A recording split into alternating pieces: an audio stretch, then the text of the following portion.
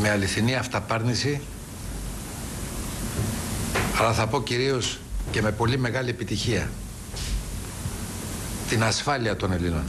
Ο Πρωθυπουργός ζήτησε από τους αστυνομικούς να κάνουν υπομονή, καθώς από την κακή οικονομική κατάσταση της χώρας είδαν από τους πρώτους να περικόπτονται τα εισοδήματά τους. Μόλις βελτιωθούν τα πράγματα, ελπίζω σύντομα, υποχρέωση της πολιτείας θα είναι να αποκαταστήσει τις θυσίες όλων εκείνων οι οποίοι και οι οποίες με τέτοια ευσυνειδησία έκαναν το καθήκον τους.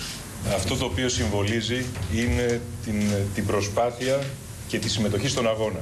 Στην περίπτωση τη δική σας μου επιτρέπετε να πω ότι αυτό το οποίο ελπίζω ότι θα συμβολήσει είναι τη νίκη στη μεγάλη προσπάθεια διάσωσης και ανόρθωσης της χώρας. Σας ευχαριστούμε πάρα πολύ.